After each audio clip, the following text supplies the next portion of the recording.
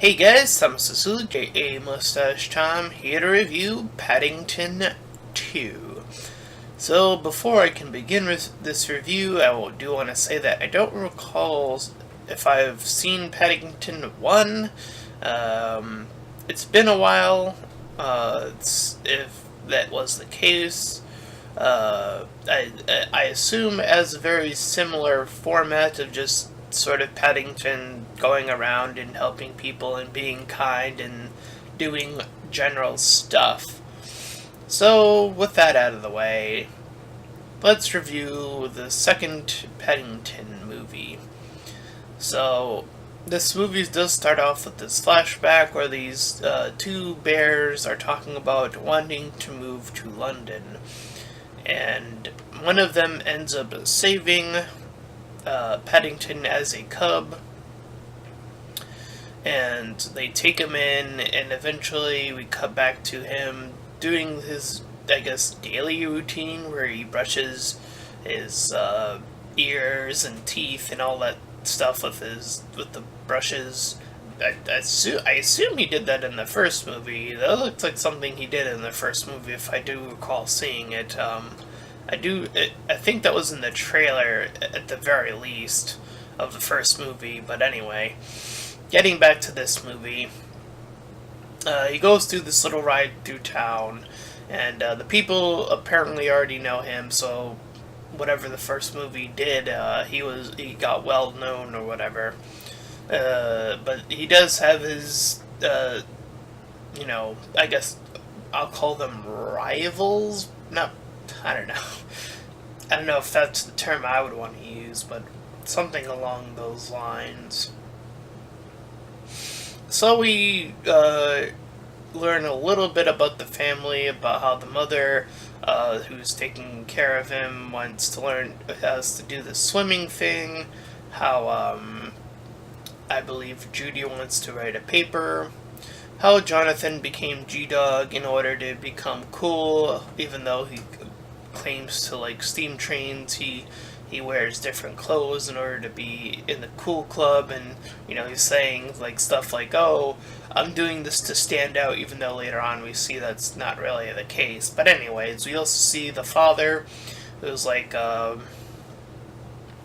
who's going through a midlife crisis, and that's about what we get established. And he wants to get the aunt who we saw in the flashback a gift of this pop-up picture book of France, because that's what we heard her say, that she wanted to go to France, so that is what he wants to get her. So he does find the book, but finds out that it's a bit expensive. So he goes to get a job, and his first job is to be a groomer. He sort of stumbles and bumbles his way, cutting this guy's hair and doing all this messed up stuff, making the problem worse. He ends up getting fired. But afterwards, they go to visit this carnival, where he sees this actor guy. I believe his name ended up being Phoenix. And he calls up Paddington to essentially help him announce this idea. And Paddington reveals the book, in which Phoenix clearly gets ideas to steal it. It's a pretty obvious setup of who the villain is right out of the gate. No secret reveal or anything of that nature. But anyways, this in turn does give Paddington an idea to become a window cleaner. And he kind of goes about it afterwards, but we see that this Phoenix guy, this actor, wants to steal it. So we see again that Paddington sort of starts off bumbling around and sort of making a mess of things, and how the bucket, his cleaning bucket, falls on him and he falls down and stuff like that. But this colonel guy, who's like being kind of mean to him, or like just leave me alone kind of attitude, is like, go away, and then Paddington's like, oh, I'll clean your thing, whatever. So he does that, and he actually starts to get pretty good at it, starts to raise the money himself. So, anyways, he's like now cleaning the slightly window of the place where he wants to buy the book, only to see that someone is sneaking in. So Paddington moves in as the thief is attempting to steal the book, and does. So Paddington gives chase via dog, while the police see Paddington escape from the area and assumes that he is at fault here right out of the gate. So we have a bit of a chase scene where Paddington is chasing the thief who now has the book. So we're moving along through the different areas. Paddington gets another ride and goes back to the dog. And we see that this thief ends up using a smoke bomb to escape. So Paddington gets taken in, and everyone is like, what? And we see that Phoenix makes his way into his house and tries to sell it as, geez, he's go easy on him and stuff like that, even though we already know he's the bad guy. So we see him go to a separate area where he takes off his disguise, and we see him sort of talking to himself in his different various mannequins. And that's, we see that he's sort of just nuts. And he has the book, and he figures out that he needs to get these clues out of the book, and that will lead him to some sort of treasure. So Phoenix gets to present as a sort of defendant. I believe that's the term, defendant, or accuser of Paddington as they go to trial. And based off of his accounts, the actor who's responsible, he's like, I didn't see the thief, because the thief looked different. So Paddington ended up getting arrested, and from there he does officially get jailed. He's put in prison. And I'm surprised during the court scene that they didn't see any sort of resemblance at all. Like, no one the person holding the picture didn't go, this person looks awfully familiar, or something along those lines. Anyway, putting that little plot thing aside, the family is doing what they can to try to get the real thief. They're putting up posters of the real thief, or what he looked like at the time. So we get the real robber, who now goes out in this armor suit, getting another clue. He gets another hint. Meanwhile, while Paddington is in prison, he says to himself to keep up his manners even though he's in prison. So he's doing his best, even though one of the guys says, I'm gonna kill you, or something along those lines. So he ends up getting laundry duty, and in the process of doing that, he makes everyone's outfits pink and black instead of white and black.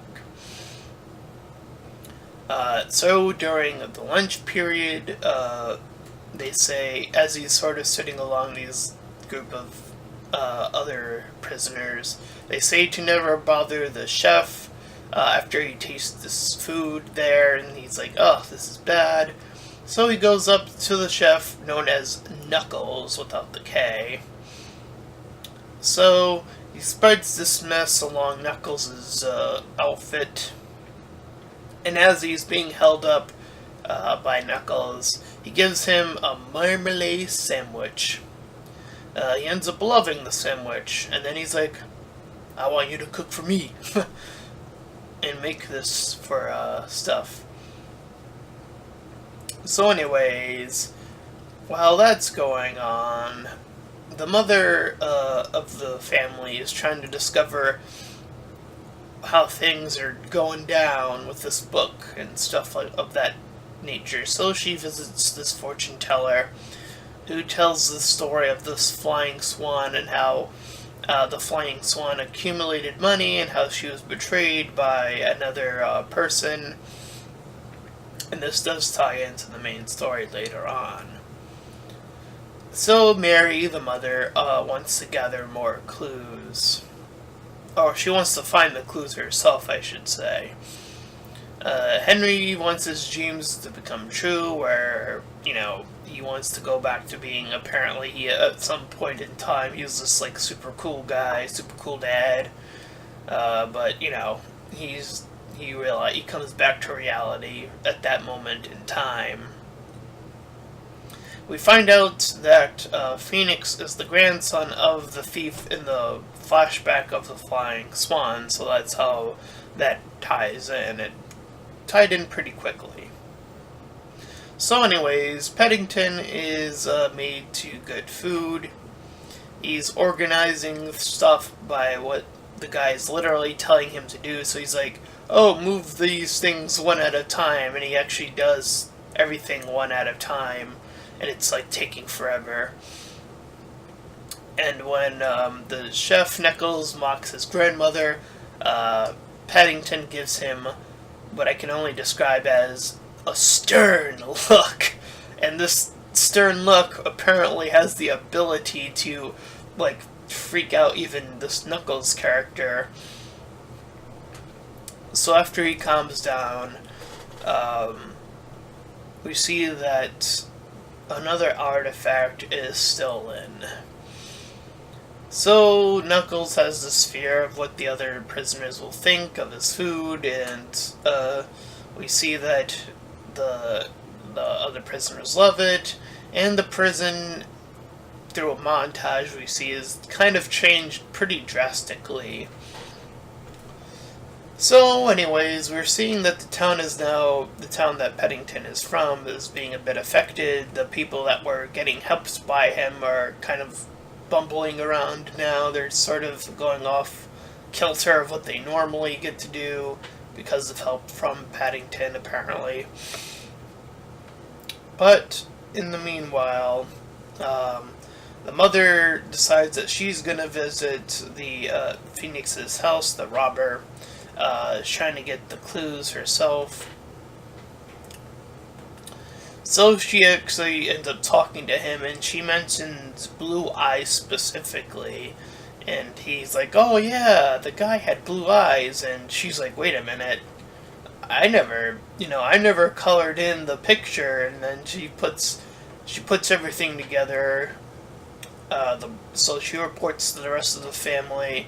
The father's still kind of like, I don't know. I mean, we still don't really have any hard evidence, which we see ends up continuing to be his thing.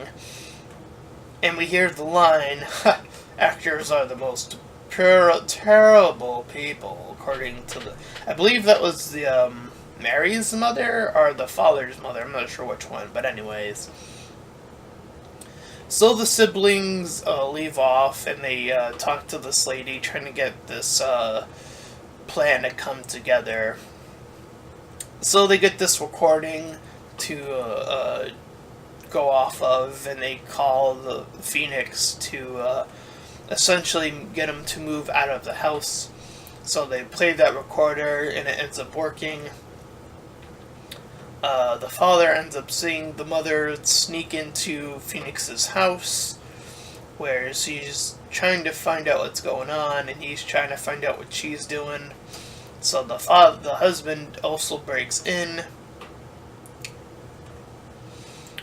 So they get to the attic, where they see all the mannequin outfits, and then that's when the husband is like, oh, we were right all along. And she's like, what? Anyways, we see that Phoenix sees both of them eventually, seeing Henry first. But after they manage to get out, he takes out the book and he's relieved, and he's talking to his mannequins, and when it cuts to the mannequins, he's talking as the mannequins probably would. And because the family was doing all of these activities, they missed Paddington's visit, which, makes him sort of cry, and then he kind of goes into this state where he thinks that his tears make plants grow, and it's like a plant room, but he's daydreaming of his aunt, the one that saved him at the beginning of the movie. So Paddington decides, because the rest of the prisoners he made friends with specifically wanted to do a jail escape earlier, and he's like, no, my family, I should wait. But now he's like, oh, my family didn't come, so he decides to get in on this prison escape. So I gotta say, when the prison escape begins, the transitions of this part are really well done. I was like, wow, that is really, those are really clever shots right there. And the group end up making this air blimp in order to escape. So the rest of them, when they leave, want to leave the entire country. But Paddington doesn't want that, so he leaves the other way and is hiding from the cops. So he goes off on his own, and then he takes out this coin that he had gotten at the beginning of the movie. So I probably forgot to mention that, but it does come into effect here. The time, I guess, runs out, but he does get called back. I don't know how that would work, but because he's using a payphone, I believe. But he still manages to get called back. I don't know. It's a little bit of a plot hole, I guess. There's another one coming up closer to the end that I'll talk about, of course. But anyway, he ends up getting this ride from the garbage truck that moves him to this bin. Meanwhile, the father is now yelling at this other guy. He's like trying to be this police guy. He's like trying to be one. And he's yelling about how Paddington always tries to help, people find the good. Trying to find the good in people, as I think that's how it's put. So Paddington is now in a bin, and he moves along in the bin like a Metal Gear boss. And one of the police guards that are moving about throws something inside said bin, and he starts talking, and he manages to get away with it, with the police guy just going, whatever. So anyways, he manages to get to the train that Phoenix gets on, and the family tries to catch up, but doesn't quite make it, and up until this point, referred to as J-Dog, takes away that code name to go back to James, and gets this idea to use the steam train, because that's what he said he wanted to be secretly.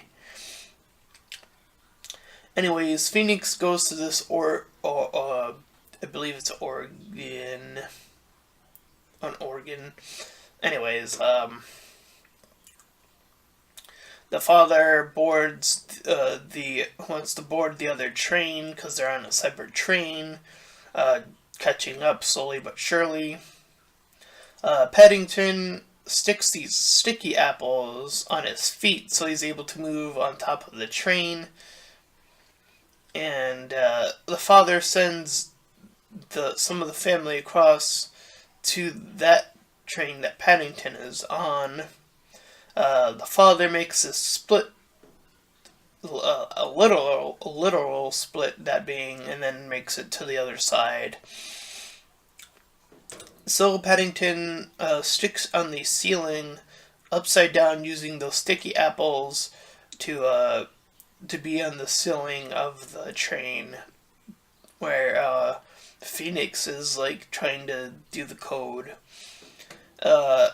So Phoenix says the book, and then he turns to see Paddington and stumbles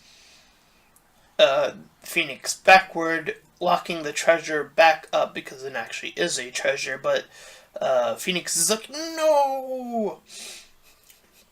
And after he can't remember the code himself, he gives chase to Paddington, who now has the book.